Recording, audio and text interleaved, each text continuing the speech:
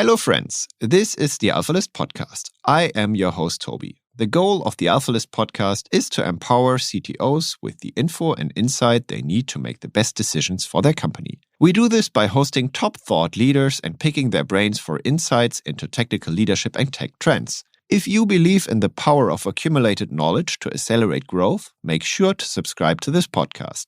Plus, if you're an experienced CTO, you will love the discussion happening in our Slack space where over 600 CTOs are sharing insights, or visit one of our events. Just go to alphalist.com to apply.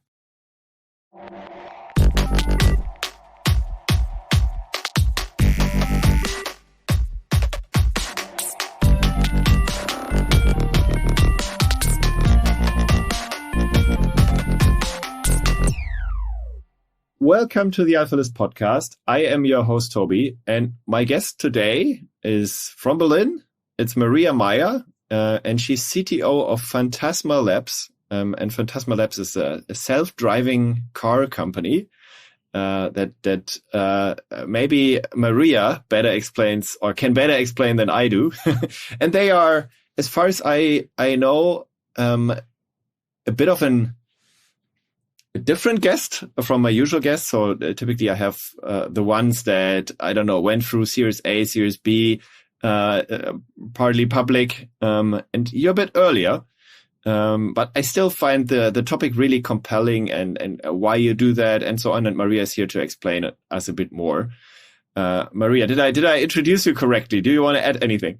I'm very happy with the introduction. First of all, thank you for inviting me. I feel very honored to be part of this podcast because usually you have big names here, and I guess I'm a baby compared to the other companies, but still, I'm very happy to be here. You're a soon-to-be big name, so let's introduce it like that. And maybe we start with my typical intro question. So, what is your as a geek or nerd, what is your journey? How did you get into computing? Why do you do what you do? When did you start and why? So I grew up in Munich, so in the south of Germany. And my dad was a mathematician at an insurance company. And he was always very much interested into, technology, a bit of programming as well. And then he had a PC back then in the 90s. And I usually used to get his old PC. So whenever he would buy a new one, I would get the old one and I would start and install some games. I guess that was the first touch points in the 90s. And then when the first traces of the internet came and spread amongst the normal population, I would say I have a very common name, Meier, but he bought a domain in our name. And then he bought also a domain in my name. And so then I started experimenting with HTML, and I just made a very simple website in pure HTML. And because I was a young girl back then, I wrote about a story about my pet rabbits, basically. And then I had a little guest book, and that I really felt I had a really cool feeling, you could build something, you could share it with your friends. And I found this a very creative way of, putting my energy to use, I guess. And that was my first touch point. So I guess my dad kind of nudged me and pushed me into that direction. And then I had computer science as an elective in school. However, that almost made me forget about it again because unfortunately I didn't like the way they taught it. But then once it came, I think, to choosing a degree, I still gave it a shot again. But yeah, I think you can trace it back to those days when I wrote about my pets. So you most likely, you most likely know then the center tech and the marquee tech and the blink tech if you started early in the 90s, right? Yeah, very vaguely, because then in my professional life, I became more a backend engineer again, and I moved as far away from interfaces as I possibly could. But yeah, back then, definitely something that I dealt with. Okay, cool. And your next steps then, how did you actually get into or when did you discover that you want to enter this world of self-driving cars? And like, was there anything like special during your study times, or like how did that evolve? I think not at all. So maybe if we go back slightly to my journey, like when I finished my high school in Munich and I thought about what to study, were so many options. And I thought back, to the days where I did that website, and I thought maybe computer science is the way to go. But because apart from, using HTML, I hadn't really programmed before, I went with, it's called information systems or business informatics in Germany first, in my bachelor's degree. So there you learn mostly about, how to build systems, I guess, for companies, ERP system and such like. But I realized I didn't like the business lectures at all. So I went for pure computer science in my master's degree. But I didn't really ever think about self-driving cars in my studies, to be honest. Like this never came as an occurrence. I think I was very fortunate that I did the CDTM program in Munich, which is like a very entrepreneurial add-on program to your studies that you can do. And so I saw a lot of other people starting companies. And then if you know someone who has started a company, then it doesn't seem so far away anymore. Then it becomes a possibility, right? And so that was, I think, the point where I thought, after having worked in Berlin for some time as a backend engineer, and feeling a bit restless, I thought, I can just give this a shot at least. And then when I met Rama, who's my co-founder, and he's also a technical co-founder, although now he has the CEO role in our company. And he showed me this amazing simulation that he had built in the past, of a huge crowd of people doing a pilgrimage. I was so fascinated and I thought, okay, let's apply this tech to some area. And I guess being based in Berlin and, then doing like market research and meeting a lot of people for coffee or just ringing them up and seeing where our technology would be meaningful, we stumbled upon a lot of people who work in the automotive industry, right? Because in Germany, I think that's a big part of a driver of our economy. And we met someone for a beer, like we just wanted to meet this person for, 20 minutes chat, ended up multiple hours. And he actually told us, that in self-driving, there's a big problem, like understanding how to deploy a car in cities is much more complicated than on a highway, especially because you have human beings involved. And that part to model human beings in a realistic way is so incredibly difficult because we do all kinds of things, right? And we, you change city, you change country, you go to the UK, people drive on the other side. Stuff like this. There's so many different options. And then we thought, okay, this is somewhere where we can apply this tech. And that was kind of how do you say? That was the basis for the company. Like after speaking to that particular person, I think that really opened our eyes. And that's how we started and gave it a shot. And then after getting then the first customer project that kind of underlined and said, yes, there's a real need, then of course, that's how we went. And what do you do right now? Like, as a bit of a deeper introduction to the topic.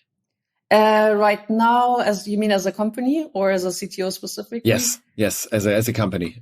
Great. So we model human behavior in city contexts, and the application for this is the safe testing of any form of new autonomous mobility. So it can be a self-driving car, it can be a delivery robot, because self-driving cars, for example, are extremely hard to test in the real world when people are involved. So you might have seen in the press, people use crash test dummies, things like that. But imagine you're a self-driving car engineer at some car company and you want to test your automated braking system, if it's going to work or not.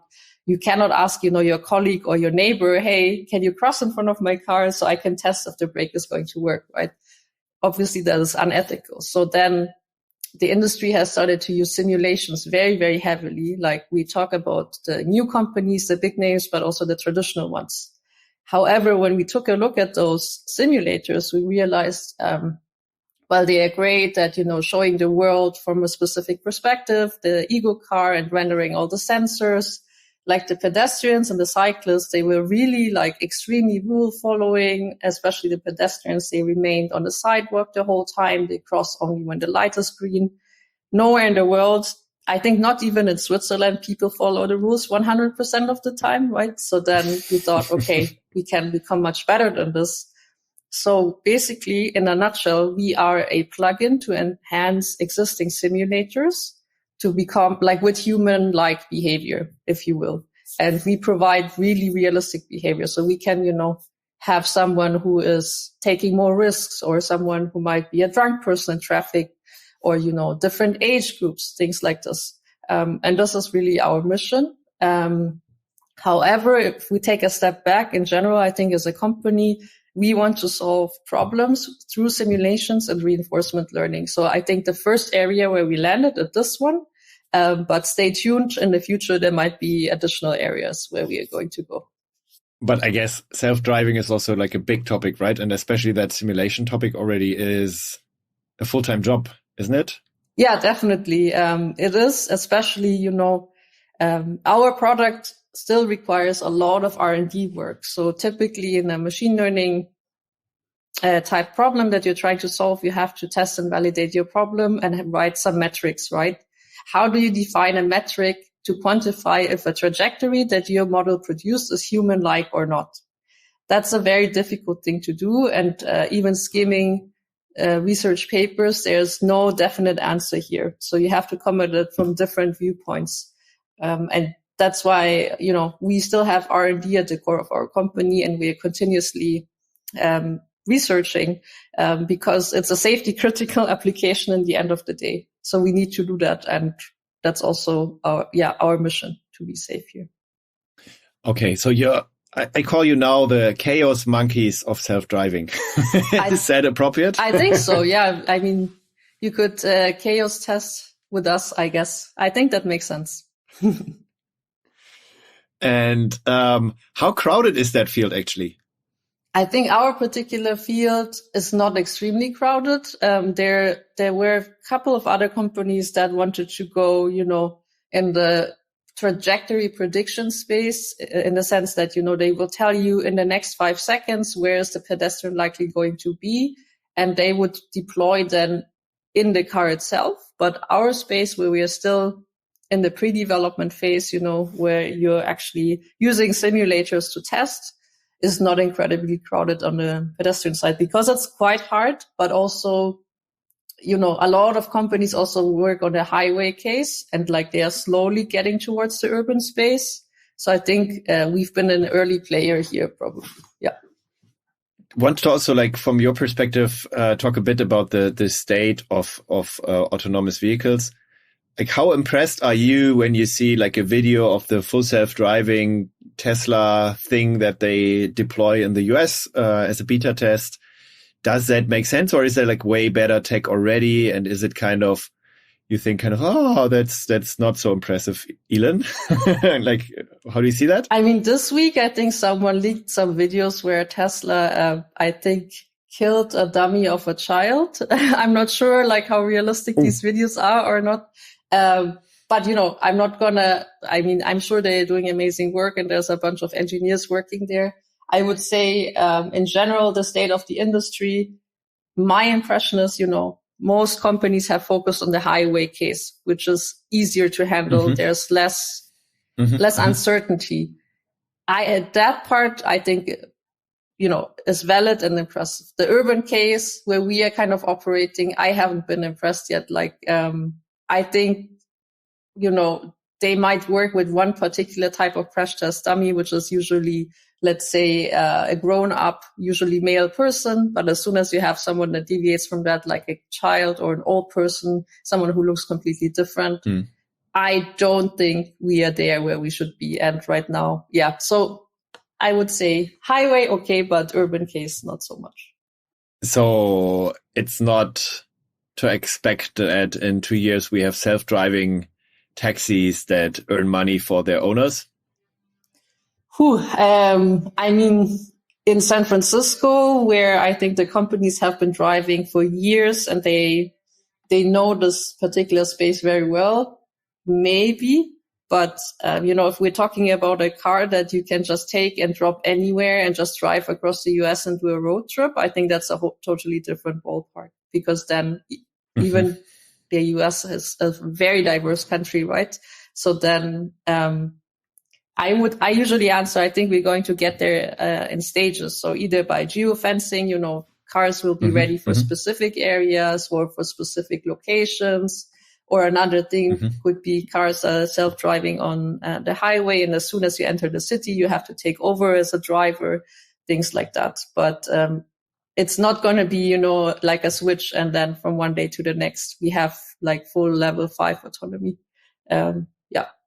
And who's leading the field? Is it Waymo or Baidu or Tesla, or is there like a one company you think is producing the most impressive work? Oh, that's, I think, also from the outside very hard to tell, to be honest. Yeah.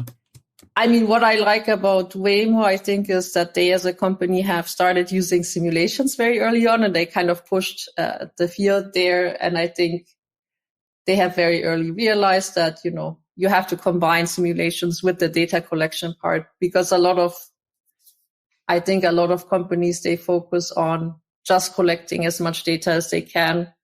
But that's a very brute force approach if we talk in terms of, technical terms. I think Cruise also seems to have done very good work, but it's hard from the outside to tell, who's really leading the way. I mean, maybe we will have some like standardized testing very soon, and then we can have a more objective thing, because that whole field, there's so many press releases and then so much hype going on. It's really incredibly difficult to understand and judge the state.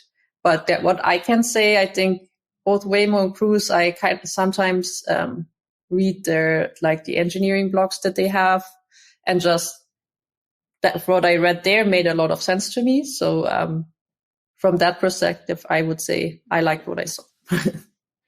And what about like enabling companies? You're also Enabler or Mobileye from Israel that has been acquired by Intel years ago already. How impressive is that? What you see there, like especially with Mobileye, because they also sell quite good from my perspective. Yeah, I think totally. They are also now, I think 1 or 2 years ago, they wanted to deploy in Munich as well, so in Germany. So yeah, that is a totally valid approach as well. But I think probably there will be, maybe at the end of the day, we will have a combination of approaches, right? Because right now I feel like we are still in this discussion. What type of sensors do we have? Do we do end-to-end machine learning just with camera sensors? Do we add a 3D sensor? Do we do this and that? And, we are still in these types of discussions. So we don't even know what tools we are going to put inside the car. So I'm curious to see where we are going to end up. I once had Sebastian Trun here on the podcast, and he said that like the camera is most likely enough. And I think that's also the Tesla approach. I found it funny that like Tesla decided that and immediately stopped putting radar in the cars, right? That Absolutely is kind of bold, right? What is your perspective on that? Is that enough, or? I think, I love technology, but I'm also usually more cautious person, because working with machine learning day to day, it's not a one size fits all bullet that can solve everything, right? So then, and because we are in our specific case dealing with other people in traffic, I think I have a totally different perspective here. So, I also want to push the technology forward. And I want there to be a success, but I would rather, do some tests and see what is actually working before saying, okay, no, we're going to get rid of one entire feature because of X, Y, Z. So I think I have a more maybe down to earth approach in comparison. So. I remember driving a rental car in Israel, by the way, like 10 years ago, and there was like a small device on the window, and that was the back then Mobileye hardware, which warned me whenever I crossed this the road parts. That was kind of impressive back then already. You yourself, you would consider yourself as a deep tech company then, I guess? Or, I mean, deep tech is kind of a trendy, trendy way to call companies like yours. Is there, or what would you say, like from your own perspective, what makes your tech very unique? Is it the models you build? What makes you deep tech? Are you like just applying standard software, or just applying standard software, which is hard enough in the AI space, obviously? Are you building your own? Obviously, you're building your own models. How does your tech look like? What makes you a deep tech company?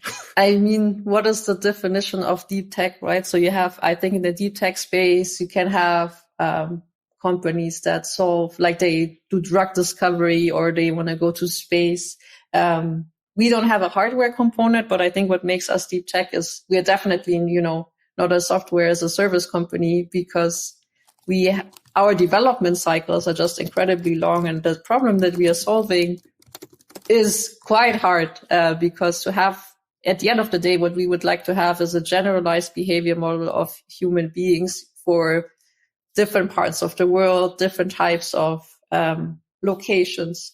So, a pedestrian, for example, in a roundabout will walk extremely different than in an intersection.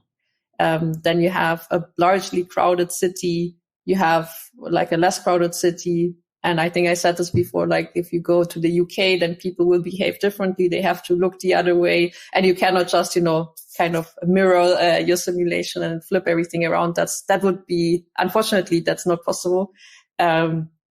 We have the ambition to cover different geographical areas. So my co-founder is from India, right? So in India, you have many more people. You have different types of actors on the road. People use different, let's say, tools, I guess, to move around as well.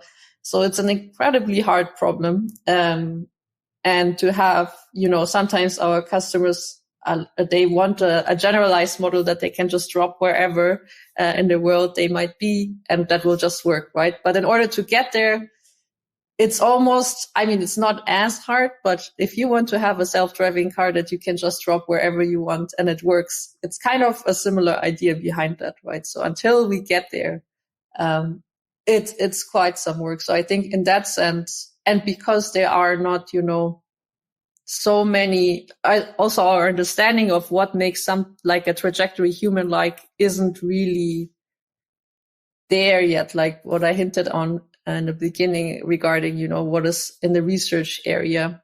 And then, do we look at a trajectory just with kinematic metrics, like in terms of speed, values, etc., or do we have a behavioral component there as well?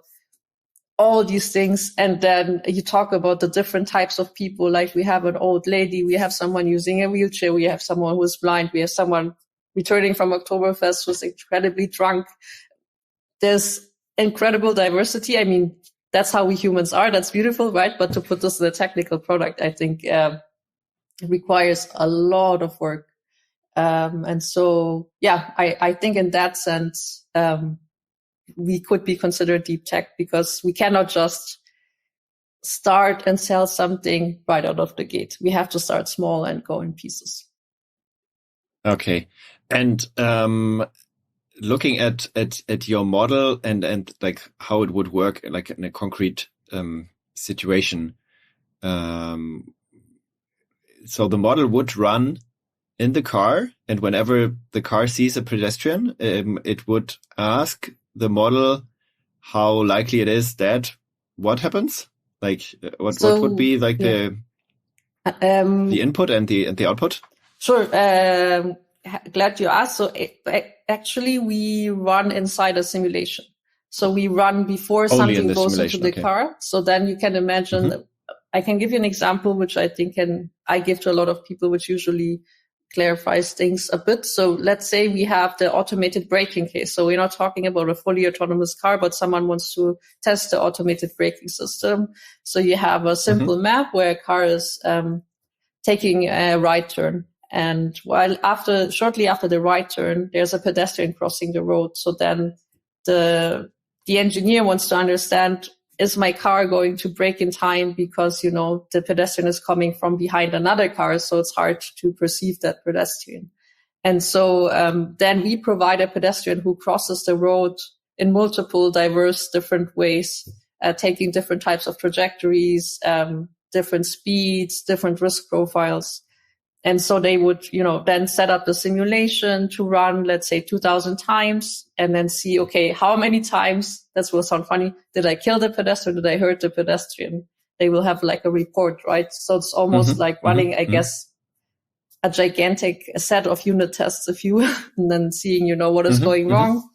And then they will be adapting their own algorithm and test again and then see, okay, for these specific behavior types, am I now better prepared or not? And that's why a frequent requirement also from industry for us is, to have a deterministic pedestrian. So they have to be repeatable. They have to understand for specific behaviors, is my brake working or not? Things like that. So I think this is a very common case how people might use this, but you can zoom out, and then you have a bigger map, and then we would have pedestrians spawning across the map. It really looks like a game. So when people just walk by my desk, they might think, I played The Sims or GTA or something like that. Like it really does look like that. And so you would have pedestrians spawning and appearing and going to different goal points along the way and producing different interactions with drivers or autonomous vehicles. Okay. So, and that simulation is kind of a standard that the industry uses, or I still don't get. I mean, it would be kind of close to the real world, I guess. So then you also need the real world input, like images or what, and location. And what is the input then? Like, how does that work? Yeah, that's another great question. I'm very glad you asked. So no, there's not yet that many standards out there. However, the industry is working on some. We can start with the maps and locations, perhaps. So here we have just a file format which kind of looks like XML called OpenDrive. So OpenDrive you can use to just describe a map and how the lanes should be and where there are traffic signs and traffic lights. Then you have on top of that something called Open Scenario. And there you can describe dynamic things that are happening on an OpenDrive map. And so I think the standard was heavily influenced by German companies, but also beyond European ones, because again, you can see the different approach. I think Germans like to work on standards and so on, and then before they move on. However, that's been spreading around now, right? So in the simulation, I saw that many more tools are able now to read OpenDrive files. And that's a nice thing, because if you have an OpenDrive file, then you can generate a 3D map from that. And then you can work with that. So if we integrate with another simulator, they are using OpenDrive, then we can immediately populate our own simulator on our end with that 3D map. So that would be one thing. Then there's other standards popping up. OSI, which used to be called the Open Sensor Interface. I believe they are changing it now to Open Simulation Interface, which describes how can we couple two different or even more simulators together, because in a simulation world, it's not always common to have a one-size-fits-all simulator. It might make sense to have specialized simulators that work together. Like you have, like the name indicated, you have a simulator that is great at rendering specific sensors. Then you have another simulator that may be the main simulator that's called the environment simulator. That kind of just displays the world in 3D. And so you have to integrate the two together. And then you might have our simulator that provides the human component. And so wouldn't it be nice to have a standard way of exchanging information also in the simulation world, right? So it's kind of like an API, but if you couple two simulations together, you exchange information sometimes, every 4 milliseconds. So it's going back and forth, back and forth.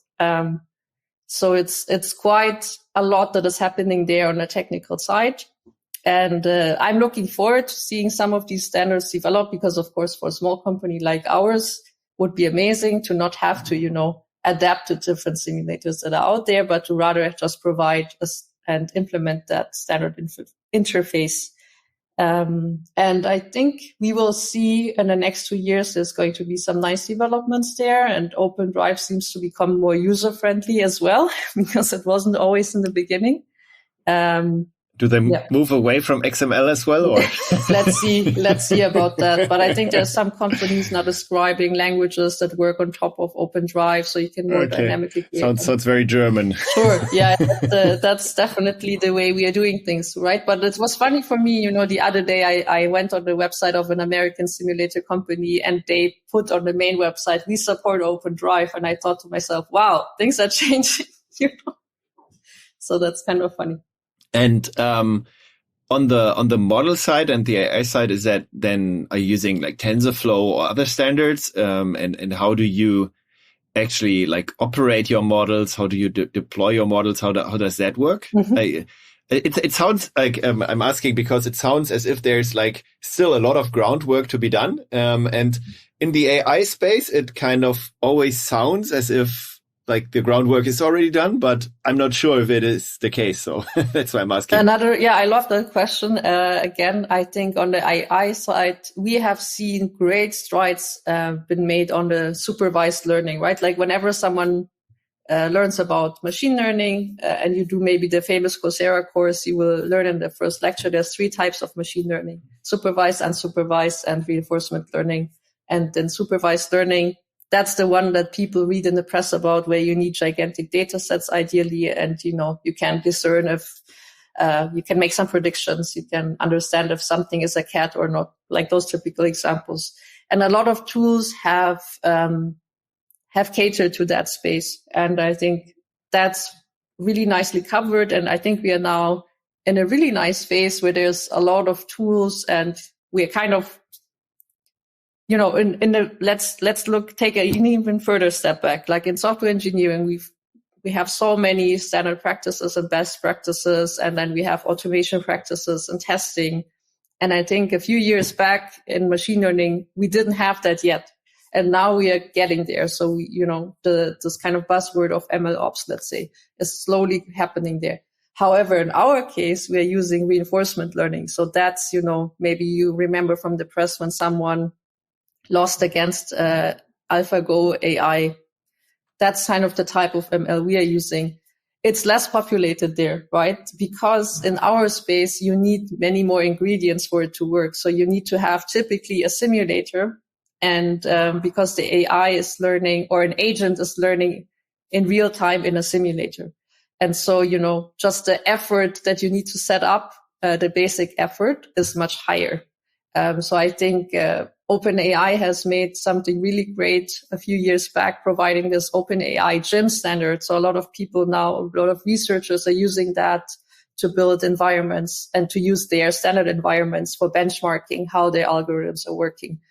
But still, as those are sometimes when you go there, those are 2D simulators. You still need to do a lot of work. So in our case, we had to build a 3D simulator that is consistent with reality, because of course we care about physical properties to be correct, and the pedestrian cannot go beyond like a certain speed, things like that. So you need that. Then like some other tools that we're using, we use PyTorch right now, but I think we usually go with whatever suits the needs best. So we are not extremely married to one particular tool. And then we have this whole topic of running training in the cloud when there's a simulator involved, which is, because most of the tutorials or best practices that you read, it's like, okay, you have a Python script, you have a small data set somewhere, and then you do your thing. In our case, we have a whole simulator that trains in real time. How do we get that on the cloud, and how do we run tests? And, it's a whole different ballpark. So there have been some companies like Ray, which I think they used to work and develop Spark back in the day. And then they are now focusing on reinforcement learning. And I find them very interesting as a company.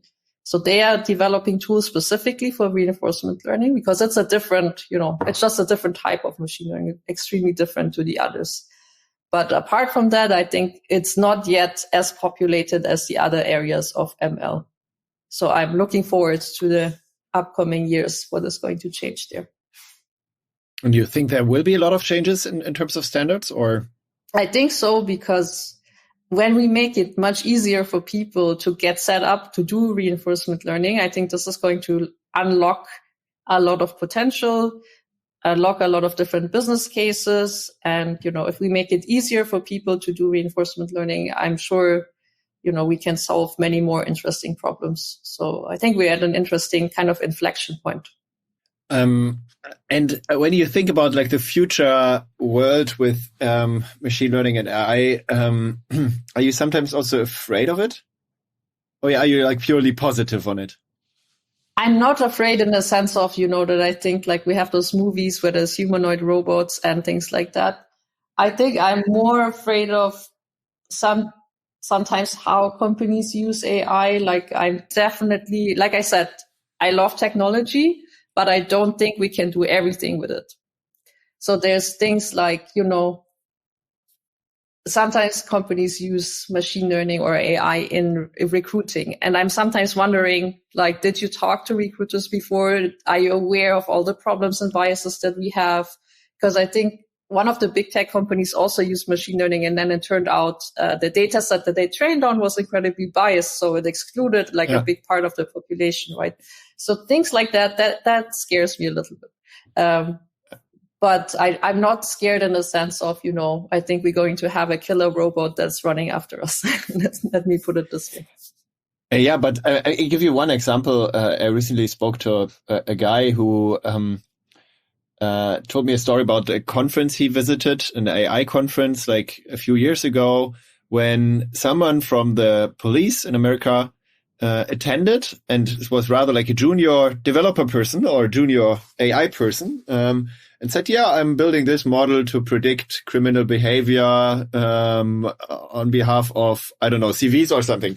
And I mean, that's incredibly dangerous, isn't it? I mean, it's not a killer Absolutely. robot, but if this tech in the wrong hands can really lead to like a lot of wrong decisions, can't it? Absolutely. And I mean, to be honest, it already is. I think especially, we usually hear about the US.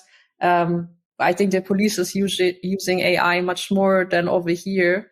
And, it's incredibly biased. It's discriminating against usually people of color and, disadvantaged people. So that absolutely scares me. And I think we need to really, include like social scientists or other types of people in the development process that think about these problems, and make sure, that there's some safety checks put into place. So I'm not the type of person that will say AI will substitute everyone. I mean, there's this nice example of, I think it's in radiology, where they use computer vision to predict or to help doctors diagnose certain diseases. And I think that's a very nice use case because, you still have the human expert there, but it's like expert system to support someone else. And I do think that this expert human knowledge will be needed at least in the near future, right? I don't know what happens in the future, in the long-term future. But we should always, whenever we judge, evaluate, and make decisions about people, we have to have some safeguards put into place, right? And so, yeah, that absolutely scares me. Still, we also have biases, right? So our brain is also full of biases, and that's like if you apply AI to predict something and then self-check as a policeman, for example, and you still have those biases. So yeah, I think that's what I would not agree with is the statement, that AI can eliminate human bias, because it's still humans also programming the AI, and usually the data sets, if we talk about the type of AI that relies on a lot of data, is usually pretty biased from the example I have seen so far. Maybe in the future, like I said, when we involve other people in other domains and they can provide better data, maybe it will be a different thing. I don't know. But I have not been particularly impressed with what I have seen so far. Okay, there's always the outlier case, right? There's always the unpredictable case that you didn't see. So yeah, thanks a lot for your insights. Coming to the outro, do you have like a recent discovery be it in AI space or in your personal nerd discovery that you go crazy about, like a tool, something that makes you way more productive, something that you've seen that everyone should know about? Ooh, that's an interesting one. Good, very good question. I mean, this is probably very uncreative, but I really like to have Bluetooth headsets and just walk around while I'm working. And at least for meetings, walking around, I mean, I know this is not, something big, but this is something I bought for myself this year. And I think that's made my life easier because working, in tech, we sit a lot around. And then I think that's kind of a nice thing. I'm not sure how exciting it is though, but for me personally, I quite like it. I every once in a while, I think it's really exciting. Like whenever I lose my headphones at home, I sometimes go back to get them in the morning. Like when I realize, okay, I lost them or I forgot them, I go back to just fetch them because it makes me in a way more productive or more connected. It's a bit scary how wearables are like slowly entering closer to our skin, right? Let's see where it ends. Let's see. On the other hand side, I mean, this year I lost a bag, and then through my headset, I could, locate the bag. That was a kind of a nice thing. So I guess everything can be used in a positive and also in a negative way, like most things in life. That's true. Do you maybe have a tip or two for listeners who want to apply reinforcement learning or like want to start with AI, let's say, or get deeper in reinforcement learning? That's another great question. So there's a great set of lectures by David Silver on YouTube that are just really available. And I think that's a great way to start.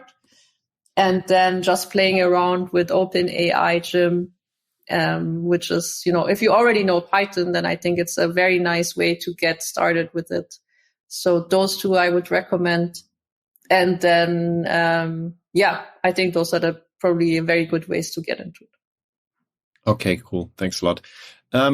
Let's now imagine I drive to Berlin with my borrowed Tesla from Elon Musk, and it's a beta version that he was kind enough to give me of the full self-driving and also the new feature called Time Machine, which he kind of envisions for years already. After going to Mars, he's going to invent the time machine. And that feature kind of works. And you step into my car and we set the date August 2013. When you actually worked for a Berlin-based company called IAM as an intern, as an engineering intern. And you now observe yourself, or we now observe yourself after that crazy ride. And you have the chance to whisper something into a young Maria's ears. What would you whisper? Oh, I think, to not worry so much and that things will fall into place. I'm a perfectionist, and I think maybe a lot of founders are. And then sometimes, we get restless and think, oh my God, I have to reach things faster. And also to learn to accept failure. This is, I think, a big theme in my life because especially in the startup and founder space. And, when you go on social media, everyone just talks about the things that work out, right? And I think that can put a lot of pressure onto young people, maybe sometimes unnecessarily. So I think I would whisper into the ear, you're on the right track. If something doesn't work out, the next thing will, and just do what sparks joy, like Marie Kondo would say. So. Okay. Yeah, that's a good tip. Thanks a lot, Maria. It was really nice talking to you. Look forward to hear the final cut of this episode. Hope to meet you soon again. Thanks a lot. Thank you also so much. And like I said previously, I feel incredibly honored to be part of the series. And I wish you a very nice day. I wish you a nice day too. Bye-bye. Bye. Thank you for listening to the Alphalist podcast. If you like this episode, share it with friends. I'm sure they love it too. Make sure to subscribe so you can hear deep insights into technical leadership and technology trends as they become available. Also, please tell us if there is a topic you would like to hear more about or a technical leader whose brain you would like us to pick. AlphaList is all about helping CTOs getting access to the insights they need to make the best decisions for their company. Please send us suggestions to cto@alphalist.com. Send me a message on LinkedIn or Twitter. After all, the more knowledge we bring to CTOs, the more growth we see in tech. Or, as we say on AlphaList, accumulated knowledge to accelerate growth. See you in the next episode.